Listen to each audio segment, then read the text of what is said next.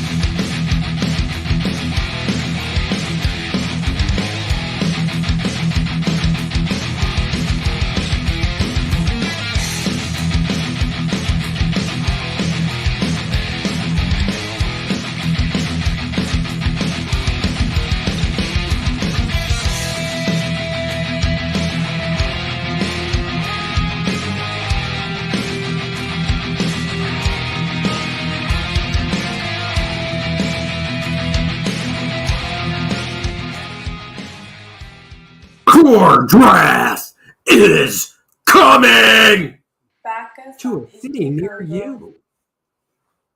Well, hello, everybody. How are you?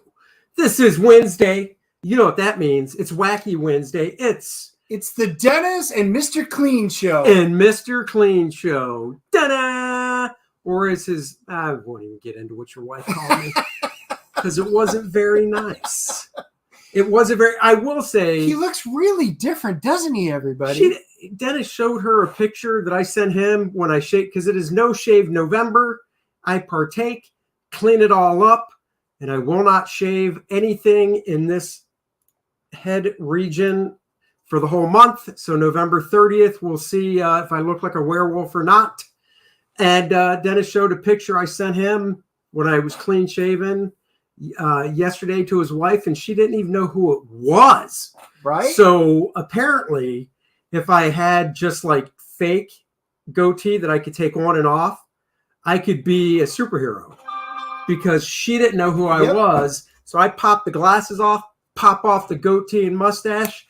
Boom. It's Superman right there. And people wouldn't even be able to tell the difference apparently. So there it is. Look at that face. Good times.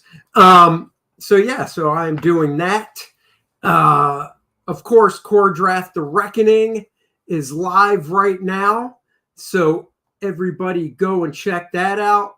We'll look at it a little later, but for now, there it is. Fun stuff. 5 different covers to choose from. 2 different t-shirts, a beanie, an artist edition, so much more. And now 76 pages of pure adrenaline and fun. I need to get Jimmy to redo that trailer and just go edit that 64 to 76.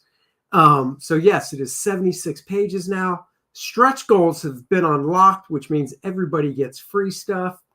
And I finished, I guess I'll show a new page and show it now and show it later. Got another page done. There it is on the screen. Dennis and I are like bookends. Our heads are bookending it. Look at that. Oh. So yeah, there's another page of bombastic barbarian action. A little bit of magic. We said there's magic in the book and the tattoos mean something. A red lion jumping out of the leader of the Red Lion tribe and an anaconda type snake jumping out from the leader of the Anaconda tribe. Oh, such good stuff. So go check it out. Link in the description below. If you've already backed it, thank you so much. And if you haven't, what are you waiting for? All right, let's say hi to people in the chat. Randy Howell, right there out of the gate, posting a link. Subscribe to Camel Moon. He was first, by the way. Randy gets our sticker of the day. He gets a gold star. You could have my I voted sticker. I did do that today. So yes, you can subscribe to Camel Moon, who is our guest, which we'll be bringing on soon. Prater, hello. How are you? Randy doing due diligence with our guest, Boots and Heels. There's the link for the campaign. Go check it out. We'll be talking about that. Of course, the Kor-Drath link. Thank you very much for posting that as well. Let's see. We've got Carl Dude, hello. Dan, hello. White Shadow, hello. Marcus, hello. Yeah, see, Marcus says I'm young. So young. So there. Oh, what a suck up. He is. Tech Zombie, hey y'all. What is going down? What is going down? The Voyager, hello. Lots of people here. So fantastic. All right. Well, without further ado, Amish Ninja in the house. Hail Dennis and Andy. Hail Kor-Drath. That's right. And don't I look fresh, Amish Ninja? You know I do. Did you play him last week, or was that 2 weeks ago? I think it was last week. I don't remember. I just get tired of winning all the time. I just forget who. 3 straight weeks in a row winning right here. Oh. 3 in a row. 5 here. Yeah, what's your record? Something has to go. I don't know. I'm in 3rd place. You're 5-3. I am 3rd place, just everybody. Saying. Fantasy football. What place are you in? 7th. 7th. 3rd place, 7th place. Just 5 so our little bit of football talk, we're getting that out of the way. 3rd place. Oh, is that what you hear, Lamudas? All right. Anyhow, let's bring on our guest, Camel Moon. You know him. You love him. Hold on. What can I use to bring him in? Let's see. What do I want to use?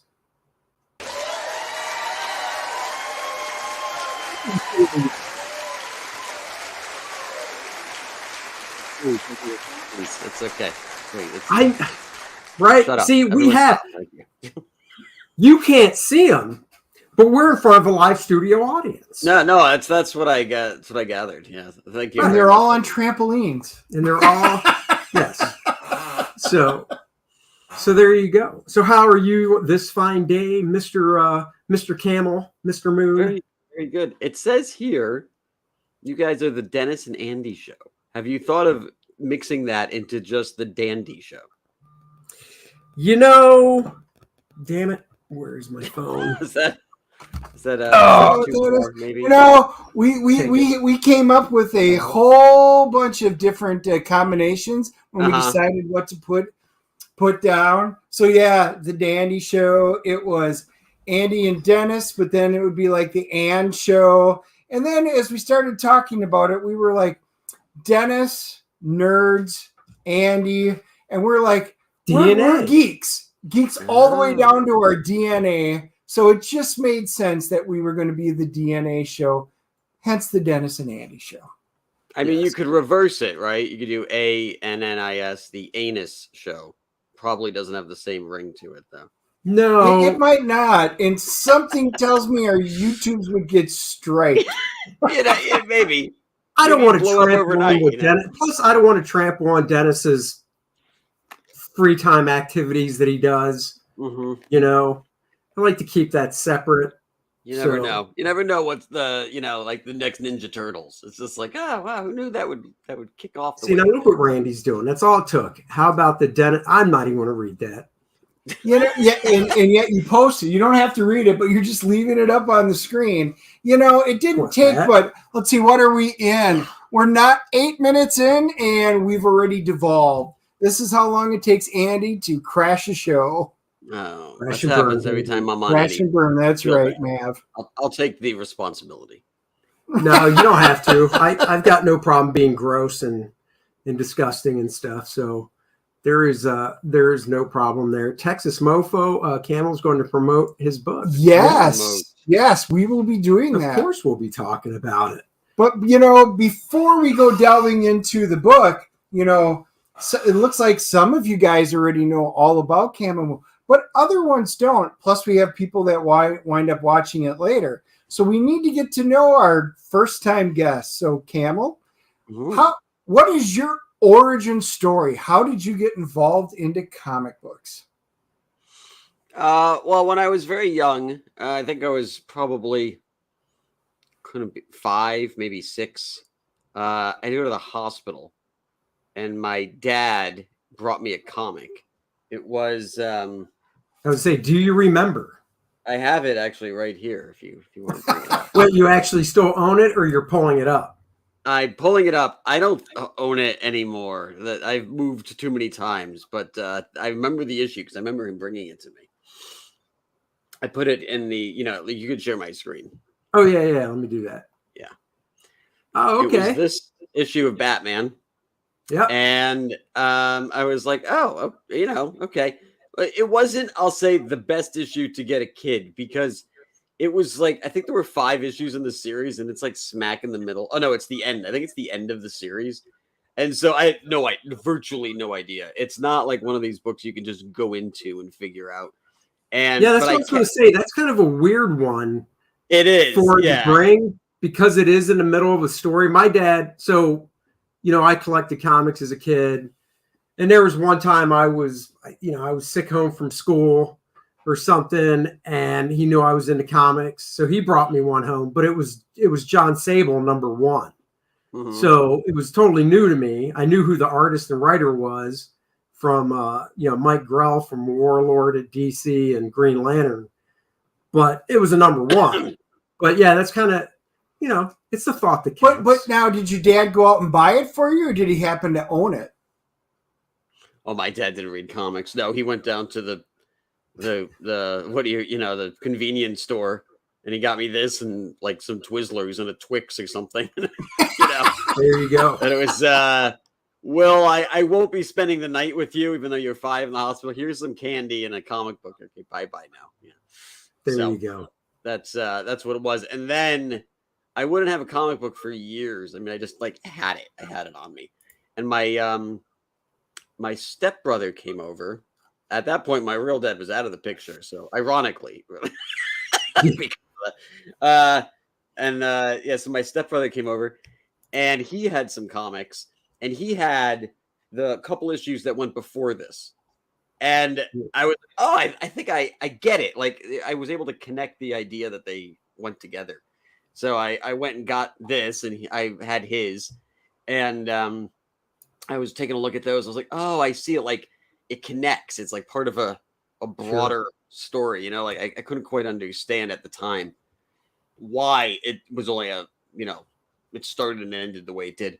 But he also had, which would turn out to be my favorite comic ever made, still is, Batman versus Predator. Oh, yeah. And actually, let me bring that up because that's you're talking about the very first time they did it, right? Yeah.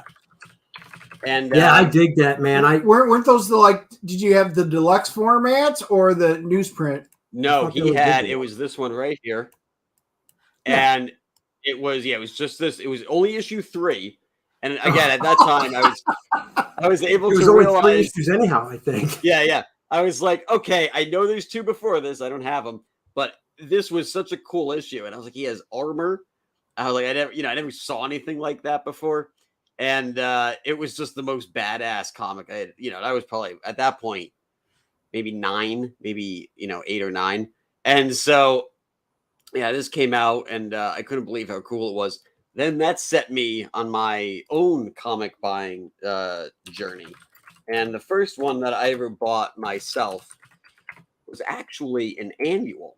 And actually, I have it here. It was this one right here. Oh, yeah. I remember that one, too. I do. Yeah. And this was a good first issue because it told the whole story. And at this point, because I had Lonely Place of Dying, I knew who Two-Face was, which at the time was a really hard thing for a kid to know because he was never in a cartoon and he was never in any of the shows. And the movies wouldn't deal with him until Batman Forever. So that would be, at this point, 4 or 5 years away. Or no, maybe not though. Maybe 2 or 3 years away. So yeah, I was like, oh yeah, Two-Face. It's that Two-Face guy. And there's a couple other stories in there, but this was the main one. And that was it. Then I was hooked, and I started buying Batman right around '92. And the first one I bought continuously, like after that, I bought every issue, was Nightfall #7. Oh yeah. And from Kelly Jones, and he did the cover. I don't remember who did the interiors. It might have been Graham, actually. I remember Graham was doing a lot of that. It could have been if it was Detective. Yeah. And and then that was what happened was then Graham became my favorite artist. So it was kind of crazy when he showed up here. I was like, oh shit, oh damn, that's drew cool. Batman when I was in 5th grade, so that was pretty awesome. That's what we all like to hear. That makes him feel better, I bet. Yeah. Back when I was 10 years old, but so that was it. That's the Camel Moon origin story. That's how I got into comics. It's not anything, unique. It's just like these were the first ones, and went to the comic shop and bought them, and that was it. Sure. How did you get back around to it though, doing what you're doing now? Because obviously you didn't just start doing comics right out of, I mean, did you go to college? Right out of grade school. Yeah. He was in grade school. He just started doing comics. I went straight, low key to a point. What happened was so let's see, about 1996, I started getting really into drawing. Well, I was always into drawing. I was into drawing since I was like 2. But I was like, me and my best friend were like, hey, let's do a comic book, So we decided to do a story called Boots and Heels. And we've been doing that. We did that all of high school. Yeah. So then in 96, I'm trying to think what we, sorry, I'm kind of drawing a blank a little bit here. What was the question one more time? Just obviously you grew up, you went to high school, blah, blah, blah. Oh, yeah, high school. My bad. Okay. What circled you back around to go, what? I want to crack at this now. Yeah. So I went to SVA, which is the School of Visual Arts. Oh, okay. And, how'd you like that? I did like it. Yeah, I liked it, well enough. It was very expensive. It was very. I was going to ask, what made you? So, what year was that? I went from 2000 to 2004. And what made you choose that school, for instance, over like a Savannah or the Kubert school, or? Well, the Kubert school was not a accredited degree or something like that. I think it was. You're right. It's not. Yeah. Yeah, and so my parents were just very much like, yeah, you probably want to make sure you have a real degree just in case.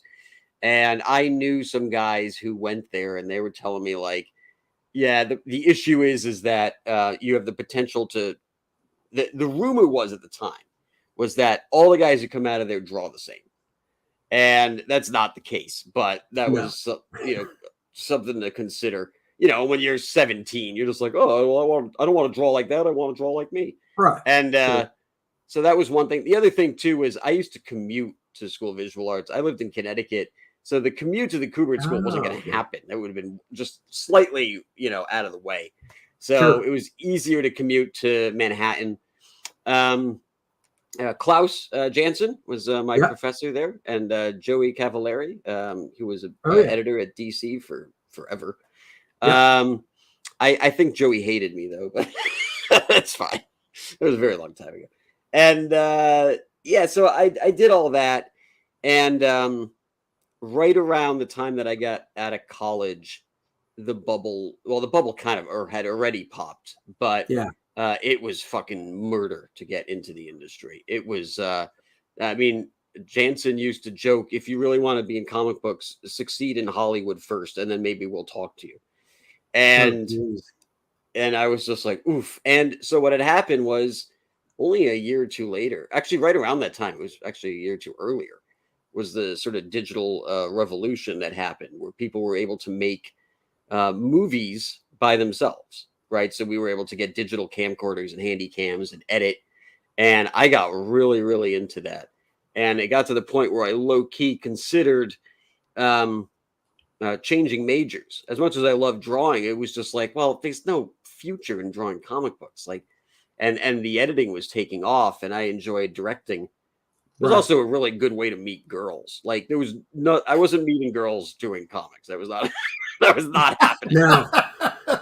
So You I was don't able, say. yeah. So I was like, but if as a director, I could like, have meet actresses and go to parties and stuff.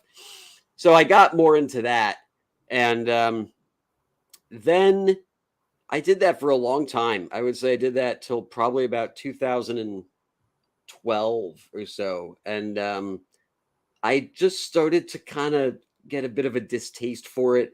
It was very much, although it was a meritocracy, which is definitely what you needed. It it was there were a lot of guys at the top who refused to move over, and Right. it became an issue really with the editing software. So like a lot of the new guys were being taught how to use Final Cut, but Avid was the legacy editing software. And so Okay. the older guys did not want to give it up, even though Final Cut was a little bit more user friendly. And it was incredibly expensive. And so a lot of these production houses that already were using Avid didn't want to like throw out $100,000 system for a $700 software. And and then essentially what happened was I started losing gigs to pretty girls. And I can't even tell you how many times it's the story you hear in the mainstream comic industry. It's with these editors. I'd go in there and I had already done and won film festivals, and I had I had made my own indie flicks, and Oh wow. I had a real understanding of it and all. And they were like, "Oh, that's great, but we're gonna hire this girl for three quarters as much as you're asking, and just teach them how to do everything." And it was Oh, always, yeah, like just some undateable, bloated dickhead. it was the oh, typical scenario every single time. Wow, And dude, that's harsh. it was Harvey yeah, it Weinstein. sucked. It really sucked. And it kind of got to the point where it was like we were scratching the ceiling of Hollywood. It was like it was a glass ceiling. And even then, the amount of nepotism involved and the amount of people with like egos. I remember I worked at one place. We were it was just a editing boutique in the middle of Manhattan. And somebody took their coat off and put it on my chair in the edit suite. And I Mhm. was like, oh, okay, let me move this. And my boss ran in there and made sure not to have the client see that I did it, because he didn't want them to think that I was moving their stuff. And Oh I was like, geez. I'm just trying to get to work. And he's like, no, you don't understand. And he goes, and then he said, here's what I want you to do. Leave. I don't want them to know this is your office. Come back in 10 minutes and ask what we want for lunch. That was it. I was out. I was like, look, I don't know what the fuck this is. But Oh my you God. didn't hire me for that. I had one place on my first day asked me to take the garbage out. I was like, Really? yeah, it's a really weird industry, because for whatever reason, anyone who was in it at the time, they started to get really scared that they were going to get usurped, and they were getting usurped. That's essentially what happened. You had a Right. lot of these like career videographers, who had started their own boutique agencies, and so they were making 50-60K per project. And and we were doing stuff for Pringles, and we were doing stuff for I never did Coke, but there were major corporations that we were doing work for. And yeah, it was a scene of people who wanted to be seen.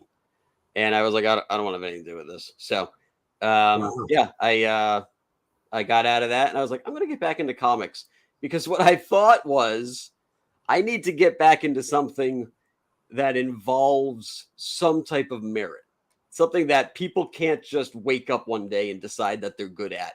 And Right. I was getting into that, right back into that, right around the time that we started to see the industry, I wouldn't say come back, but it was like, David Finch is it David Finch? I said that right, right? Yeah. He was doing X-Men, or not X-Men, Batman. And Oh yeah. Yeah. Yeah. and then Court of Owls got big.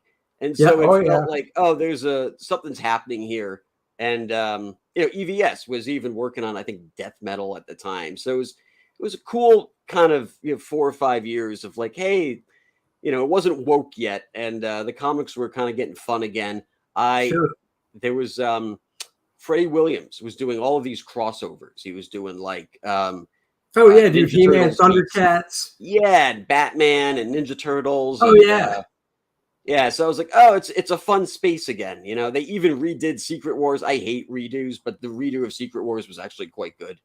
And was it really? Yeah, it's pretty good. The redo of Civil War 2 is terrible, but are you talking to now? Now I got to ask because I never read the redo of Secret Wars. Are you talking to one that Assad Ribic drew? That what? The artist was hopefully I'm pronouncing his name right. Assad Ribic, Ribic. Oh, I don't remember his name, unfortunately. But you thought that was good. I might have to check that out. I thought the story was pretty interesting. It had some cool moments. Anyway, so I was like, oh, you know what? Let me see if this is worth exploring again. So I was like, I'm gonna do Boots and Heels. I'm gonna draw it. I'm gonna get it done. And I did 9 issues, but I was a little rusty. I hadn't really drawn a comic in a little bit of a minute. So I was like, all right, this is pretty good. And submitted it to Pete Sametti over at Alternate. And Pete said, no, thank you. I thought you were having the happy ending there. No. I mean, there is a happy ending. Yeah. But I can't remember what he said exactly, but he was like, I don't really know how to sell this. And I remember being like, okay, well, that's interesting. I need to think about that. And then, also the point was that he doesn't really do superhero stuff, and Boots and Heels is like a big epic superhero story. So I went back, retooled it, and then I went to Comic-Con 2017, and I saw Klaus Janson there. And he remembered who I was, so that was cool. And are you talking New York Comic-Con or San Diego? Yeah. Which, by the way, New York Comic-Con does not have any place to review portfolios. They don't give a shit. They don't want to meet new artists, nothing like that. It's a place for you to buy merch and get the fuck out. Right. And I didn't know that. So I was gracious enough that Jansen took a review of my portfolio. And he said to me, he's like, we don't draw like this anymore. And I was like, you don't draw? I was like, all right. And he's like, this is very 90s. And I was like, yeah, that's what I was reading. I would have been like, so what? That's what I like. In the early 2000s. That's what we were, And he's like, yeah, it needs to look very panel-based now. He goes, it almost needs to look like a storyboard because a lot of this stuff is getting converted and it needs to be, easily transferred to movies and whatever. Oh. And I was like, no, fuck that. And he said, he's like, you should really consider just going indie because that's probably the best way to do it. Now, at this moment, crowdfunding was pretty early. Yeah. I had gone on Kickstarter and over back then, I can't remember how it was. I don't think you had 2 months. I think you only had 30 days, but we had made $3,000 and $3,000 in 2014 was like all the fucking money in the world. So I'm getting my dates mixed up. Actually, I went to Kickstarter first, and then I went to Comic-Con. But anyway, so we made $3,000, and that was eventually I put it out, but it took a long time because it was offering so much, and also the book was only in black and white. And then at some point I just sat down. I was like, look, if I want to actually get this out there, I need to redo some of the earlier stuff that I had done a couple years earlier, and I need to color it. And I need to add 3 or 4 issues to make it like a full-on 12-issue maxi series to really get the breadth of the story. And that's what happened. And so I bided my time, and I would start listening to EVS, and I was drawing it. And then I kind of got interested in the Hail Salad stuff as sort of an entryway so that people would know who I was in Comicsgate. And then eventually I was like, okay, well, I've been here for 2 years now, and I've started a show, and people seem to know who I am. And then we did Boots and Heels. And so we are currently at $21,525. So very, very excited with how that turned out.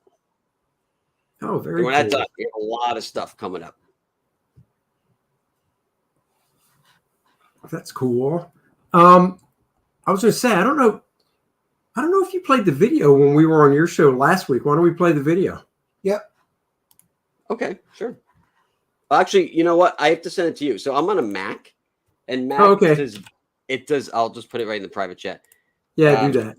Mac does not play well with StreamYard. It's just the kind of Really? I didn't know that. Yeah, you have to share. You have to share the actual page that I'm on, and I can't share the desktop if I want to share audio, which makes it very difficult for switching between things. Okay, hold on. I got to actually reshare because I don't know if I shared audio on mine. So let me just do that again.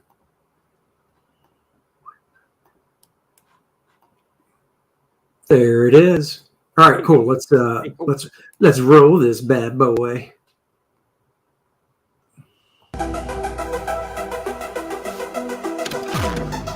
Audio coming through. Nice.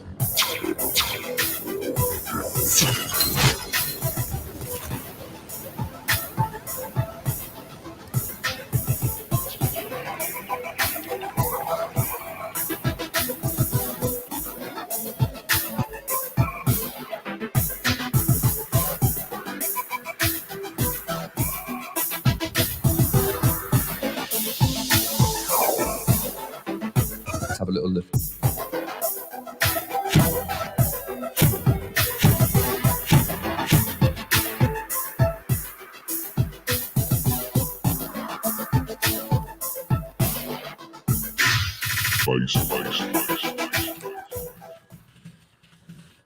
Dude, that's cool. That is. And I'm assuming with your background, you made that. Yeah, I did that the day before. We have a new trailer coming officially on the 30th. Better be coming on the 30th. I have a lot of stuff happening that day. Well, not the 30th, but at the 30-day mark. So I think that's November 14th, 15th, whatever. Yeah. And yeah, but that was just like, you know, we would call that a sizzle reel, like in the industry. It's just a teaser, you know. But the official trailer is a story-based trailer, so you get a real sense of what's going on in the comic and that kind of stuff. And it's taken a minute to put together because it's you know, high caliber, high end. Sure. But yeah, I mean, you know, that trailer there did what it needed to do. So at least we have something to watch when I'm on streams. That's cool. Texas has a question for you. He said, a great origin story, but when did the accident that put Camel in a wheelchair occur? There's no accident. I'm not in a wheelchair. Everyone needs to relax. No, you know what happened? So I used to do a stream from a chair. Yeah. And it was a swivel chair. And I used to actually have a laptop that I was streaming off of. So when I would go like this, it looked like with me, and people thought I was in some wheelchairs, and I was like, I'm not in a wheelchair. So no, I'm sorry to like burst your bubble. I can stand up. Oh no, you look like Stephen Hawking. The illusion has been broken. You used to look like Stephen Hawkins. Mm-hmm. Yep. Yeah, there you Now go. people See, know. that's all. That's all it was. Incorrect. Just a misunderstanding. You were being comfortable, is what I'm hearing. So I heard that even Stephen Hawking was misunderstanding. That guy could do everything. It was all a ruse. That's right. Praise Jesus. That's right. Exactly. It's a miracle. It's a miracle. Praise Jesus. Praise Jeebus. He's healed. Lies. You have metal legs now. Let's see. Wait. Then what's wrong? What's wrong with Camel Moon? Oh. And Stevie Wonder is now blind. Stevie Wonder is blind. I like now? Kirby. Just Says, now? I always thought Camel streamed from bed. Yeah, like what's his name? Gary Oldman in Hannibal. You ever see that movie? Yeah. Yeah. Yeah, you know Gary Oldman's like that, like weird, like decrepit. Oh, yeah.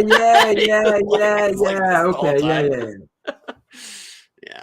Dude, I've seen tons of movies, but as Dennis can attest to, generally my my recall for most of that stuff is zilch. Like I'll go, oh yeah, I saw Hannibal.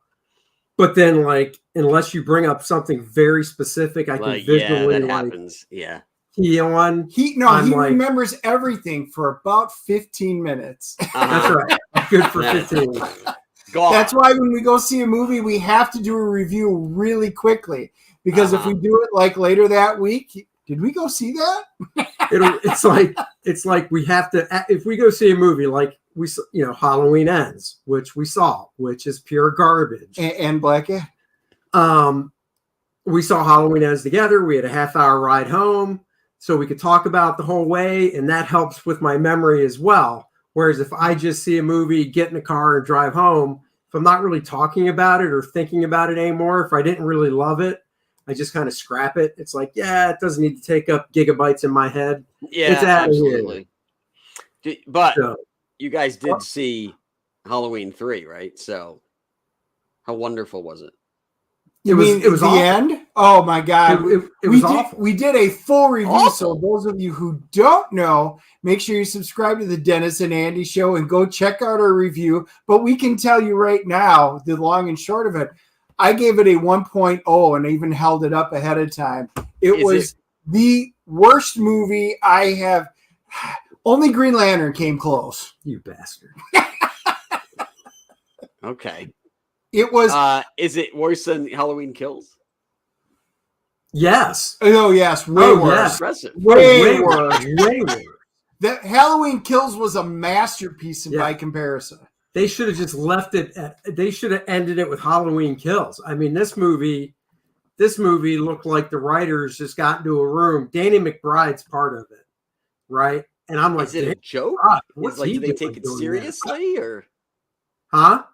Do they take it seriously or do they not care or what's up? No, they took it seriously, but it's like the three writers or however many writers. It's like the four writers basically just jammed out their separate ideas and all looked at each other and said, we can make a movie out of this. We can make that work. Yep. We can make those segments work so they're disconjointed and don't make sense. Now, the very end of the movie, this was my thought, and for those of you who didn't go and watch it, my thought was, if you took the ending of this movie, right, and it's final, I mean, it is as final as you could get, there won't be another one, and you took the last 7 minutes of this movie, rip that out, and then put it back in Halloween 2018 as its ending, there didn't need to be three movies. It would have been a perfect actual love letter to Halloween, and it would have wrapped it up nicely.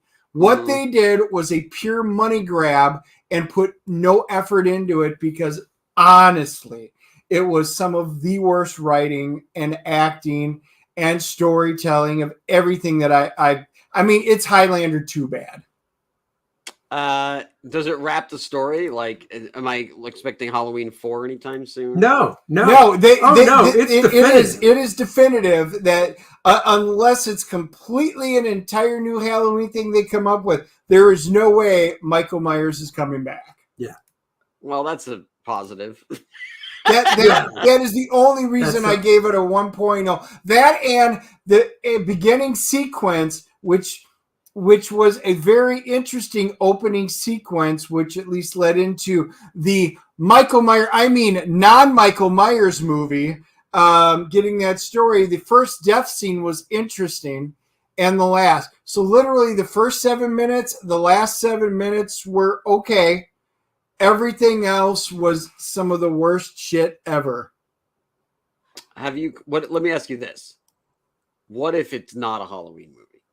Like, as a movie, it's so bad. Like, even if it was just a horror movie. Oh yeah, as a standalone horror movie. Okay. So as a standalone horror movie, because when you ask that, my mind goes to that means I'm going into this movie not knowing any of these characters. It's totally brand new material, whatever, right? It still was bad. It's still bad, but I don't think it's as bad. But here's the reason why it was bad. So they introduced several potential interesting topics, like, was Michael Myers evil because the town made him evil? So they have these different character lines. We get introduced to Corey, right? And he's the new Jason. They had this supernatural potential moment and they fed into it. And that would have been an interesting where Jason, Michael Myers is handing it over. There's a kinship, and that could have made a good movie. There were 3 complete distinct storylines, really actual movies that were in here. They took pieces of each of them and mashed them together. If they would have done their work, each of those storylines could have been separated out and actually made into a potentially a good horror movie, but this didn't do it any justice. There you go. Well, at least it's over. That's right. Just watch it on video whenever it's on a streaming thing and you want to. I mean, if you saw the first 2, I was about halfway through the movie. I actually got the thought of tapping him on his shoulder going, "You want to leave?" And then I thought to myself, no, I sat through the first 2. I do want to see how it ends because I already knew that it was kind of like a finality of an ending, with what they did. And I was like, well, I got to see that, even though they foreshadowed stuff so much in the foreshadowing in this movie was not subtle at all. It just slapped you in the face. Somebody gets killed with a wine corkscrew. And I mean, literally the dude undoes the cork and then holds the corkscrew up and they just sit on it for a few seconds. They actually zoom in on it and it just sits there. Yeah. And you're like, oh, somebody's dying from that. Oh, there it is. Yeah, somebody's getting killed with that. So I didn't even mention about walking out. But then driving home, I told him that and he's like, I thought the same thing. Mm-hmm. But the only movie I've ever paid and walked out of was Highlander 2. My wife and I got up halfway through that movie and goes, I can't do it. I don't even want my money back. I'm just out of here. It was terrible. I was that close with this, but we already said we were going to do it to review it. So we sat through it. I have new respect for Siskel and Ebert. Let's just put it that way. Yeah. You got to sit through a lot of stinkers. When I was I used to work for Double Toasted, like a movie review site. Yeah, we used to have to sit through these movies. So I was like, oh God, this is terrible. And I didn't even see everything. I probably saw 15% of what we'd actually reviewed. The guys, who ran the site, they saw everything. And I was like, I mean, your mind must go numb at some point. You're just listening, watching. Because also it's like, a lot of this shit sucks anyway. Even if it's good, it's like, well, I saw you just remade this, you remade that. So, right. I would imagine at some point, you just can't deal with it anymore. Hollywood truly is bankrupt right now. I mean, there are so very few original ideas. The best you can hope for is that somebody takes an existing IP and does something really cool and neat with it that you go, oh, that is cool. And that's pretty much the hope and the expectations that I have. Or they option cool stuff like Boots and Heels and Kor-Drath. Let me address this real quick. This is my buddy Rob Hunter. Rob, I hate to burst your bubble because right below that he goes, my super chat worked. It didn't. Oh, it didn't work, buddy. Sorry. I was talking to Rob earlier today, and he was asking me. He was on the professionals in the chat last night. Rob's a professional artist friend of mine. And he's like, I tried super chatting, but it wouldn't work. And I'm like, well, that's weird because, it was on Art's channel last night. Art was getting other ones. Mm-hmm. And he said he tried it on EVS Monday night as well. And he said it won't work.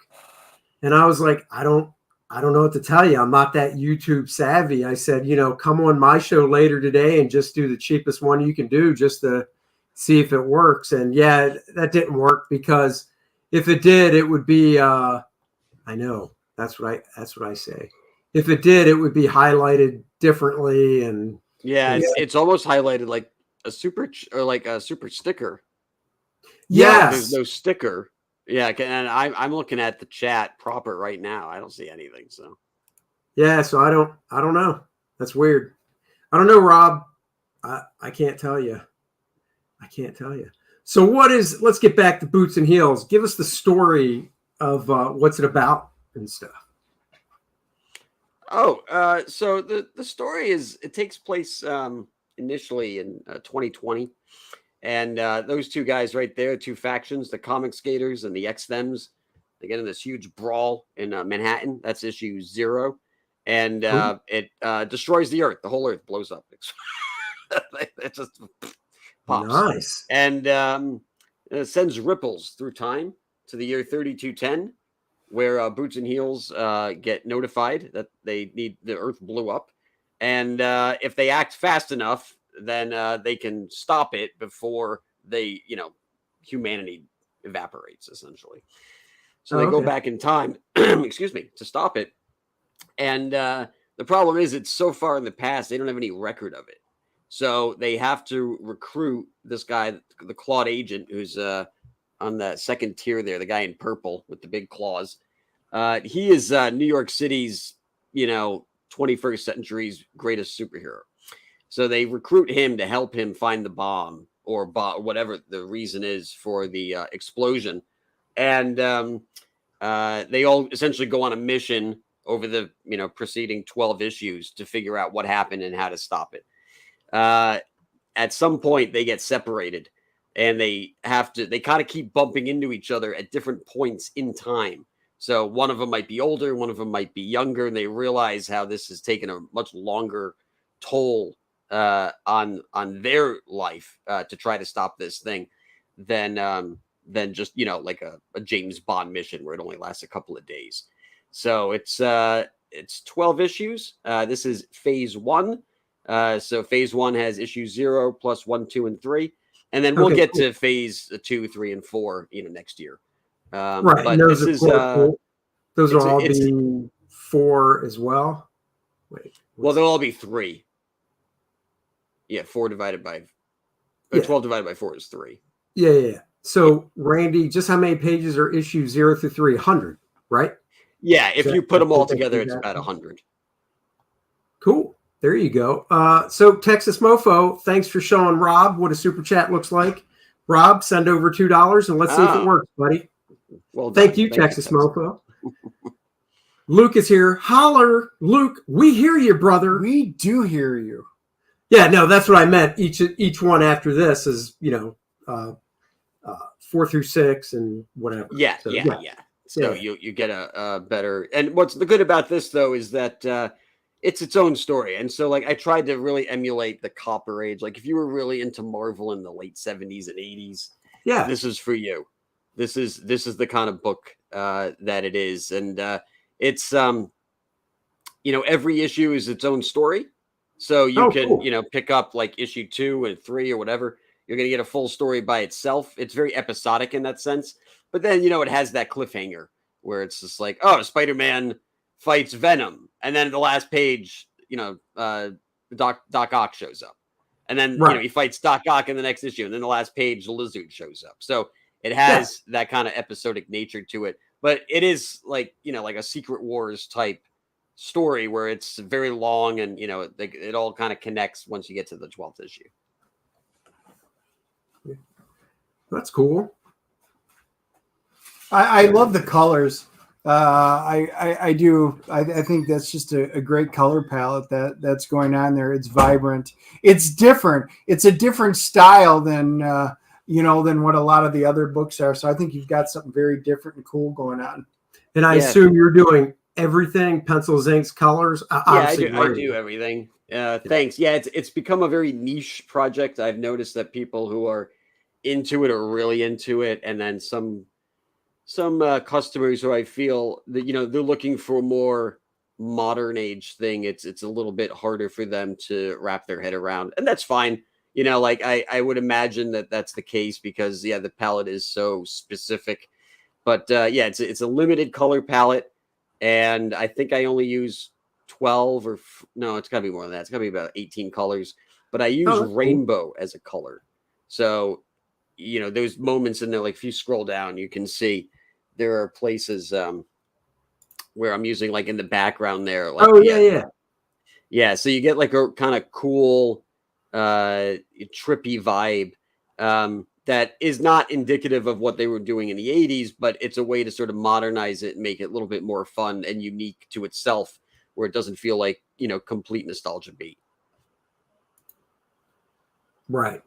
No, that's cool. What are you doing? Are you doing your lettering too, or are you having somebody do the lettering? Oh no, I do the lettering. I can do the lettering. You doing it in Illustrator or Photoshop? I have like a software that's just for lettering that I use. Really? It's almost I don't know. I don't remember what it's called, but I have it somewhere. Oh, that's cool. Yeah. So although I think that could have been done in Photoshop back in the day. I don't remember, but currently, like if you got the Hail Salad book, that was all done, in a different software. Oh, okay. And then these are some of the 2-page spread black and whites. Because initially the book was in black and white. So you can see, what it looks like when, I'm getting it together. A lot of gray tone. So as it, I was going to say, so for the actual book, these pages are going to be colored. So are you doing coloring right over the gray tones, or are you taking the gray tones out? I do color over the gray tones, but I found a way to make it work so the gray tones don't look muddy. Oh, okay. That's the hardest thing. So like the images you saw before have gray tone in them, but you don't notice it because of the way that I utilize the color. Oh, very cool. Rob is just, YouTube doesn't like Rob. Nope, YouTube won't let me. Bastards. Man, I don't know. I wonder if there's a setting or something that's in there. It's the only thing I can think of. I honestly don't know then what to say. I've never had somebody say they couldn't super chat or whatever. So that's weird. Very weird. Joe likes the black and white. Thank you very much. Yeah, I've been hearing a lot of that. People seem to really like it. I think I'm going to. I like it. I think it looks good too. Yeah, I mean, it's funny because like initially I was under the impression that if I put the black and whites out, people wanted color. And now that I put the colors out, people are like, oh, the black and whites look cool. So I think at the 30-day mark, or so in 2 weeks, I'm going to offer a black and white edition, for people to pick up. And it'll be a little cheaper too, because, it's like I don't have to print color. Okay, so Rob figured it out. Thank you for the $1.99 test, Rob. Death Raider is Rob's Indiegogo that he has a sign-up page for right now. You can probably go to Indiegogo. Oh, yeah, you can't post the link unless you're a moderator. But that is a campaign. You can go and search on Indiegogo and find the sign-up page. Go sign up for it. It looks like a really cool project Rob's doing. So check that out. I was going to say with the black and white, it's funny because, when I see an option, sometimes I'll go for the black and white. With Rainey's Fiendish 1, I actually went with the black and white. Oh, really? Campaign. Yeah. Yeah. Yeah, it might be worth exploring because there seems every time I show them, people are like, oh, shit, the black and whites look great. So, yeah, I mean, it has a nice balance as well. So, it might be something to look into. There you go. Randy's going to post the link for you. Thank you very much, Randy. Randy's a moderator on the channel, Rob. Randy's the best. He is. Yeah, Rob. I know Rob likes gray tones. Awesome. Yeah, I think I will then. I mean, there's a lot of people who really seem to like it. People liked the that original art there. We sold that day one, so that was cool. And and that is obviously just black and white because you do all your gray tones on the computer. So yeah. So that's real black and white because I'm not doing Zipatone. I mean, I've used it. It's kind of a nightmare at this point. Oh, dude, I would never.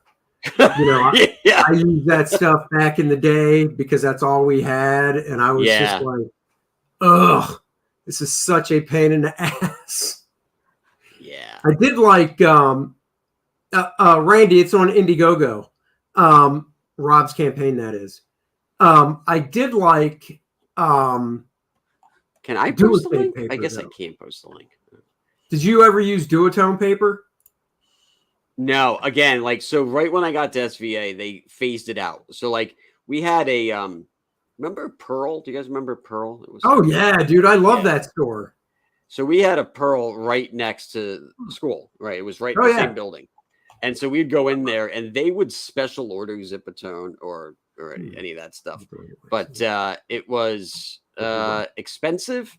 And I remember, I spent a good $100 on a couple of sheets and I was like, all right, this is insane. So, and it was a lot of money to spend on something that I was not good at, needed to teach myself, and was getting phased out. So it's like, what? This is a dying prospect here. No, I hear you. Rob, just real quick. What does he say? I'll just do that. Rob, just so you know, we searched Death Raider on Indiegogo's homepage. The way that you spelt it. The way that you spelled it, nothing's coming up. And then we even put in your name, Rob Hunter, and nothing's coming up. Which is weird because I know he has a sign-up page because I signed up. So that is weird. Rob, if you want to message me the link on Facebook, I can post it. So anyhow, sorry for that brief interruption. No, it's fine. I've known Rob for 22 years yet now. Oh, right. That's what I'm saying. Rob, the sign-up page, Rob is new to Indiegogo. Even the sign-up page should show up when somebody searches it on the Indiegogo homepage. The sign-up page should show up. Because that's how we sign up. Right. So send me the link and I'll post it.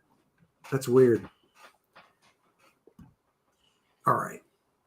Let's go through the tears. Through the tears. Those tears, not these tears. Not the ones. It's about the only thing you got on me this year. It's true. Well, I've got good looks.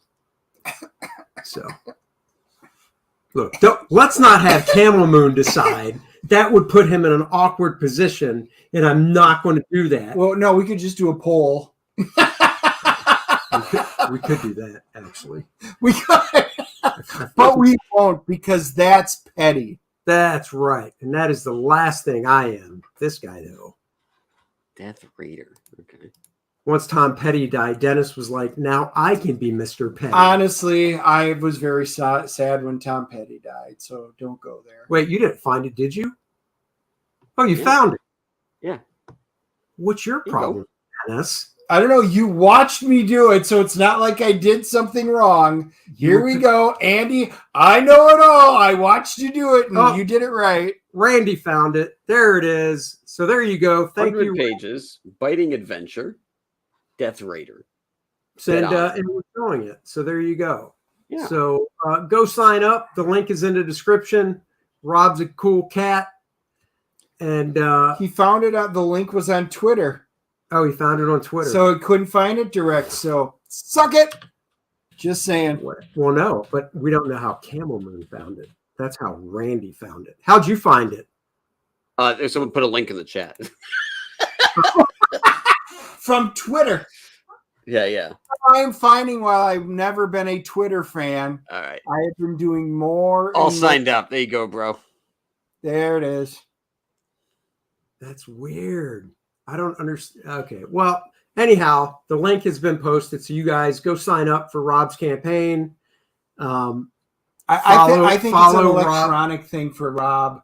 It must be something where he emits like an EMP when he's doing super chats or putting his link. So, okay, Rob, just get some gloves. Rob, put your Twitter handle in the chat so people can follow you as well. I know you can do that at least. So Rob's a unique individual. We'll have him on once his campaign gets closer and have a good old time. Rob, how many emails do you have? Just curious. How many emails does Rob have? Yeah.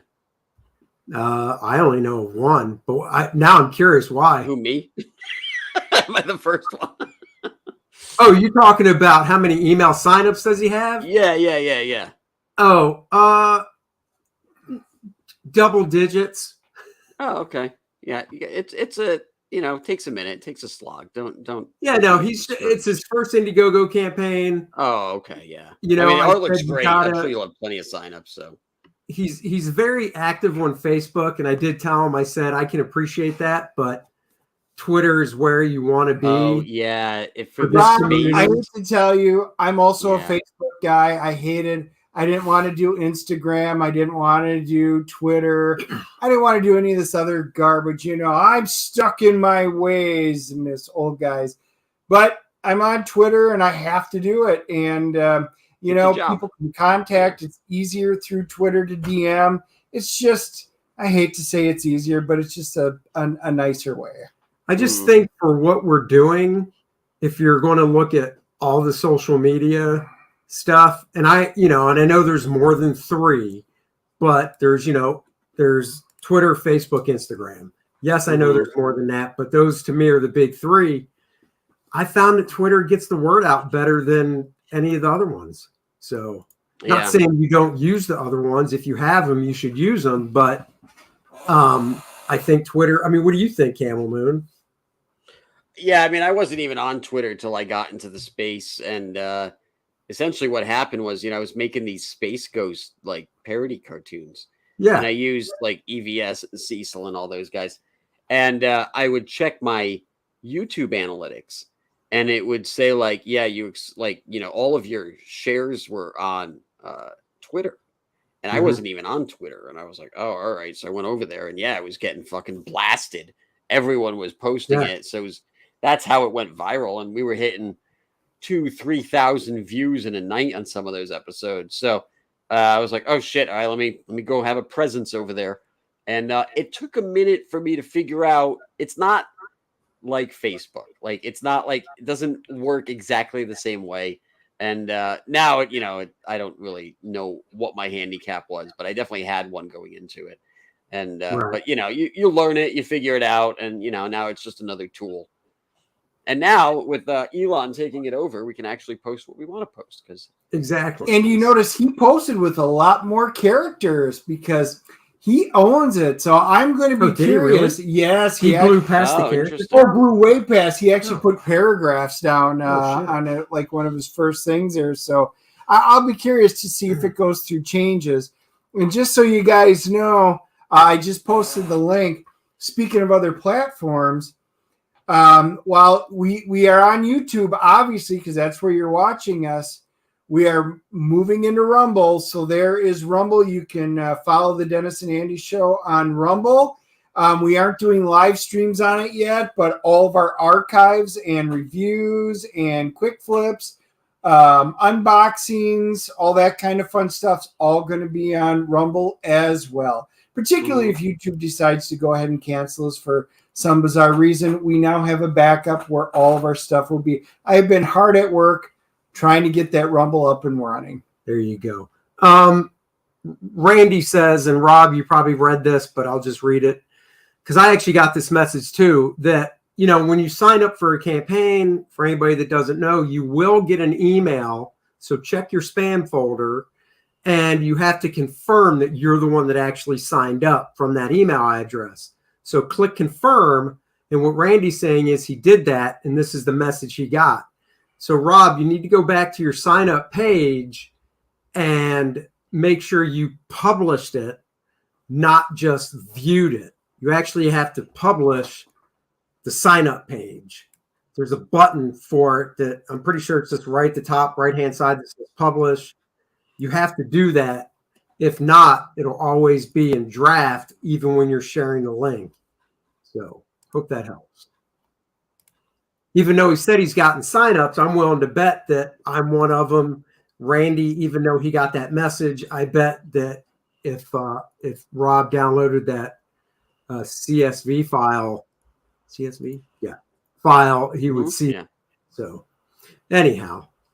All right, let's go through the tiers. $75, baby. All 4, 0 through 3 printed copies. Yeah, that's a good featured tier. You get everything in it. It's funny because it's actually the only way to get the book. Originally, I had a regular tier that was just 1, 2, and 3, but we didn't have any sales on it because everyone was getting the featured tier. So I just took the regular tier off because I was like, it's just taking up space.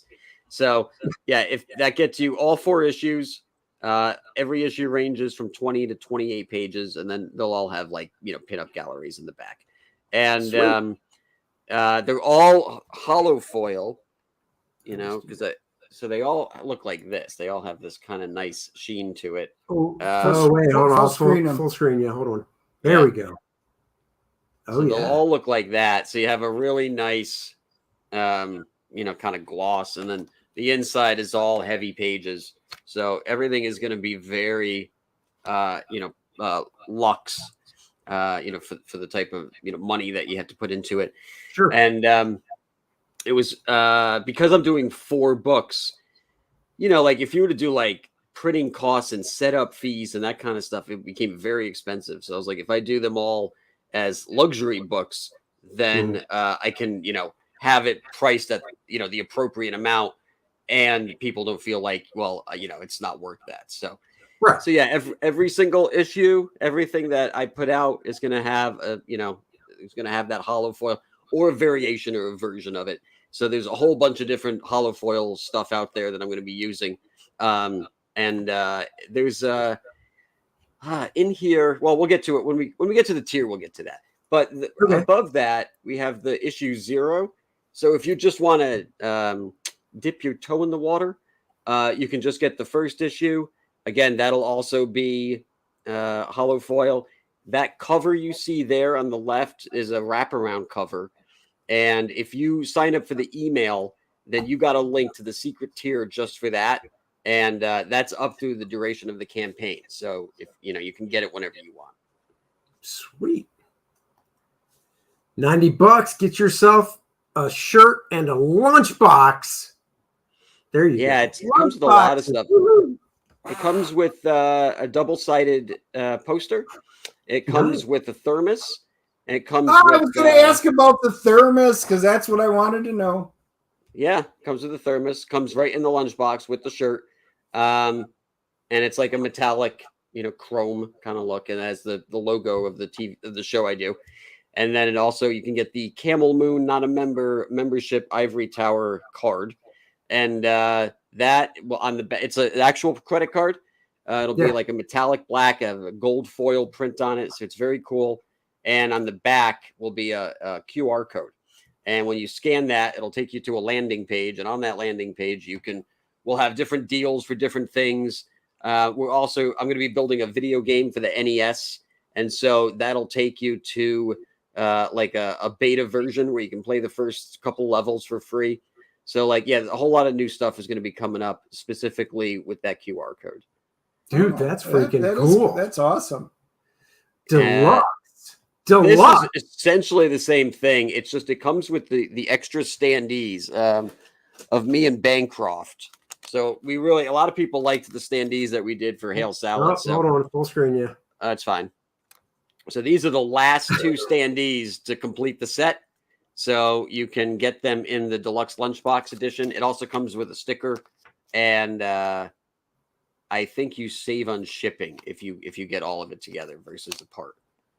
Cool. So I've got to ask, most people that do lunchbox stuff, did you have lunchbox as a kid? I had a couple. I had a Ghostbusters. I had a paper bag, didn't you? No. I had Hong Kong Phooey. That was my first one. Oh, man. So what was yours? I'm going to pull it up. Let's see here. You're going to pull it up? I'm trying to remember. And then I had a $6 million man. Those were my 2. I had a few, but, does it surprise you I don't remember what they are? Not at all. I want to say one was a Dukes of Hazzard. Oh, that's so I'm going to go out on a limb and say I had older than I remember. Let's see here. Let's see if I can find this. All right, here it is. Let me pull this up. Yeah, do you guys remember this? Hold on, I'm showing it now. Yeah. Oh, yeah. Yeah, that was the first one. You didn't have a metal lunchbox growing up, did you? No. Oh, there was no metal at that point. It was all plastic. Yeah. And it had this thermos. Nice. Yeah, as long as you had the thermos, though. That was the best part. Nothing's loading on this. For some reason. There you go. You should bid on it. Oh, maybe we do it like this. Oh, there you go. Yeah, there's the thermos. Oh, yeah. God, I remember busting that lunchbox open, seeing my PB&J wrapped in plastic, saran wrap. Made in the USA and recyclable. Oh, Great. there you go. Yeah, I had that, and then I had a real Ghostbusters one. And after that, I was too old for him. Blackjack had Bionic Man. Woohoo! Oh, there you go. Richie Dupe had a metal Snoopy one. Texas Mofo, Long Ranger, metal. Hell yeah. So that's cool. So you got the deluxe, nice. Then we're busting down to the 175 Platinum Edition. And yeah, yeah, that is we're selling out of those. If you're interested, get on it. Yeah. We're only doing 20. I know it says 15 there because 5 of them are being packed in with original art. So, but of the 20 of the 5 that aren't packed in, we're selling 15 of them. And it's the first 4 issues, just as you saw them, but they have a not hollow, it's like a platinum print where the logo is. And they'll be numbered, they'll be signed, and they all come with a sketch. So it's, I'm trying to think, but it's, whatever I draw. And, usually a head sketch goes for about $75 to $100. So if you average out that price, let's say the sketch is $75, and it's only $25 for the issues, and that's actually not a bad deal considering that otherwise it'd be $20. That's cool. Shoebox tier. I think we're gonna sell a lot of them later because we have a lot of stuff coming up that I'm gonna eventually start putting out. We have variant covers that I'm still drawing. We have a couple of things I don't want to announce yet. I think I even put in there a volumized version in black and white because I was considering doing it at the time. So that'll be in there. There'll be the Dan Lawless cover, which is a volumized edition, will be in there. That was a day one exclusive. So if you missed it, you can get it there. Cool. Yeah, so I think there's 11 books in total that are going to be in there on top of all of the prints, all of the stickers. And I think there's even and the box itself. So the box itself is, its own perk, really. Of course, yeah. Nice. And of course, the original art.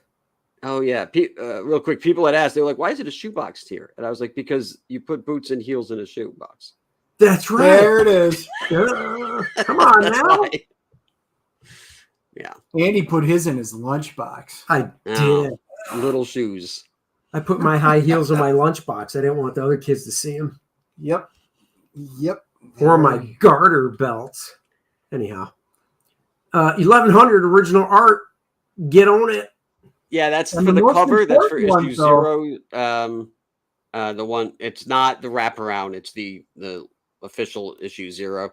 And then we're going to have 2 or 3 more. I can't remember. I have it written down of other pieces I'm going to put up in the next couple of weeks. And we're also going to have a huge event on Black Friday and those 4 days leading to Cyber Monday. So a lot of really cool stuff that's going to be coming out. I mean, realistically, like the options right now are pretty paltry. And like, I know that because the really cool stuff is on its way. But I'll say this, this stuff isn't going away. So it's not like you need to worry like, oh, well, I wish I got this or I wish I got that. Like this stuff will always be there. I'm not going to take it down. Right. Yeah. Save Camel Shoe Leather. Back the golf cart tier today. You know it. Back it. Get the man a golf cart. Look, everyone is like, buy me a beer, buy me a cigar. No, buy me a golf cart. That's what I need. I would appreciate a nice incentive might be that you name the golf cart after the person that buys it. I guess I could do that. I guess that you could do a little sticker on the side with the person's name. I'm still thinking that CGGC. I'm thinking it's still there. Yeah. Let me ask you guys, what do you think of this? It's me in a golf cart. See? He's pimping it right there. Look at that. He's already shopping. Right? Yeah, he's got my wife is like, pull the trigger. And he looks like he's driving in Bob. or Yeah, Frank hey, how you or doing? Henry.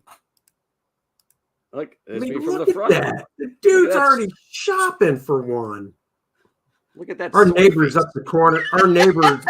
we live on a dead end, and there's 1, 2, 3 houses to the dead end, and the neighbor all the way at the dead end has a golf cart. So Yeah, You know, I in wonder if that would Florida, work. I'm in Florida. Maybe I You could kind put of need on them there, out here. buy me a 1977 black and gold Trans Am with T-tops. That might work. yep, and you'll get the Matchbox car. Mhm.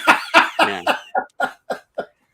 That's exactly what will happen. You'll get the Matchbox car. So you Mad got to be Socks. specific. Mad Socks says, put the Camel Moon logo on the front. Well, yeah, obviously. Well, of course. Get out of here with that. It's obvious. No, thank you. Very good idea. He'd back the cup holder tier, so maybe start small. Ooh, yeah. Buy me a beer for the golf cart. Work my way up to the golf cart. There you go. Yeah. That's right. You Buy got me to some work. golf clubs for the golf. That would also be Telling you, we need to get Rob Liefeld or somebody on this stream because he could just do it. Uh-huh. Exactly. Well, this is cool, man. That Dan Lawless cover is sweet. Yeah, So- yeah. It's people really like it. We sold it bunch. We sold just under 100 of them in the first day. If you guys are interested, you can get it still. You can get it on checkout. So you can't buy it by itself. But if you're like, oh, I want whatever that we've offered, you can get it on the way out. It should be an add-on. Also, it comes packed into the shoebox tier if you get that. Very cool. Excellent. Very cool. Well, we're gonna wrap it up. That is Boots and Heels. The link is in the description below, so please go check it out. Refresh it. Let's hit refresh real quick. Ooh, well, one more. Oh, I think. okay, great. Thank you. There you Very go. good. Very cool. And then, of course, Kor-Drath, The Reckoning, our campaign, still going strong. Yes, you can buy us a beer. You can buy us a beanie. We've got pages up, 76 pages now, not 64, 76. We got a lot of people that hopped on late. You should probably show them the new piece you were working on. I will show that as well. Here's a couple pages. Well, actually, let me show the pages better. One thing I like about StreamYard, you can upload stuff. So I'll just do this. Nice and big. 2-page spread right there. Ooh. Some battling action. You can read some of the story as well. Page 4. It's going down. And then just wrapped up another page right here. It's about to go down. It's about to get real between these two dudes with some magic and stuff. Oh yeah, it's got. I just saw that he has a magic snake coming out. Is it like a tattoo? Yeah, the Anaconda tribe Yeah. has Anaconda tattoos. The Red Lion tribes, they all have Red Lion tattoos. But just because you have the tattoo, it's not like, oh, now you got a tattoo. Now you can access this or use this. It takes time. There's more involved to it than that. But these are basically the leaders of each of those tribes. So, and they're facing off in this battle because the 2-page spread here is the Red Lion tribe was ambushed by the Anaconda tribe when they were out just doing a little early morning hunting for food and stuff. So they weren't really prepared for a fight. But Kor-Drath is always prepared for a fight, damn it. Get yourself a lovely Budroot Lilith t-shirt. Yeah. And, of course, the Metal AF Kor-Drath t-shirt featuring I like my that art. one.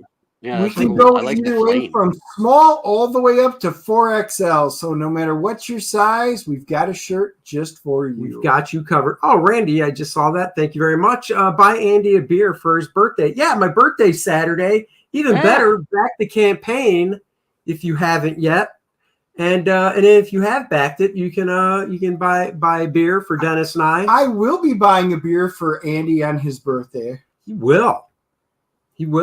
A good one too. Not that schlock you drink. Oh, you said a good one. So you're not drinking Bud Light, Miller Lite, shut your something mouth. boring. Shut up. You a beer drinker, Camel Moon? Yeah, I like stouts. I don't really do IPAs. Yes! Woohoo! That's hurtful. I am a stout man all the way. I like to chew my beer, you know. Exactly. Oh, boy. My thing is, if you can see through it, it's not beer. Yeah, I need a spoon for my beer. That's how I. Yeah. Oh, see, that's where I got to differ. I can't. No. He likes the girl ones. No. He's a Zima kind of guy. I like IPAs. Who's my wife? I like a good wheat beer. I like lots of different beer. I just don't like them as thick as my motor oil. That's all I'm saying. Yeah, Yeah, my wife missing. likes cider. She likes a hard cider. Nah, not really. I was never a big. So cider type. a beer trivia question boy. for you. How many different types of beers are there actually in the world? Not brands, but different styles. All right, let me think. And I do It not. is a drink trick Coors question, which I Oh. found out on my Samuel Adams tour the other week up in Boston. Can I answer it? No. Is it one? Is it like one of those stupid trick questions? No, it is not one, but Hold you're on. thinking along the right way. Yeah. Is it 0? Is it technically beer is only? No, you it's know? actual. It was actually real. This right. was with a trivia question that was asked. I went to the Samuel Adams R&D facility, so we got the tour and then got to sample all these different beers and rate them. Things that may or may not make. So apparently, only like 13% of the beers make it to the shelf. This wound up being the question. The answer, I'm just going to look and see if anybody got it. Killian's Red is fantastic, by the way. Yes. See, we can agree. That is a red. That's an amber. Yeah. The real answer is 2. There are lagers and there are ales. Everything like stouts, IPA, everything is derived off of lagers and ales, depending if the hops it's cold or if it's heated. That is the only 2. You can call it whatever you want. There are different styles within it, but there's only 2 types of beer. Yeah. Okay, that's fair. Yeah. Very And good. see, I like lagers. I like ales. I know. So You like those tree So I like lagers. beer. They call them lumberjacks, though. Are there combos? Is there a rosé version of the 2 mixed together? Good question. Don't know. I don't think so. I don't But think so. because that I don't know how you would part heat brew one and part cold them and then mix them after. But that really You just wouldn't mix be, them at the bar. You just put them right. That's what I'm thinking. It's like a lunchbox. Oh, yeah, could be. You never know. All right. Well, we're going to wrap it. Thanks for joining us today, Camel. Yeah, thanks very much. Yeah, dude, if anyone you got is considering backing, please do so. It'll be awesome. But also, there's going to be a lot of new stuff coming out in the next couple of weeks. So, like, if what you saw didn't fit your fancy, I promise there's going to be some really... We're going to do a black and white. So if you guys are into the black and white, just stay tuned for that. So is this your first 30 or second 30? First 30. Okay. Nice. Mm-hmm.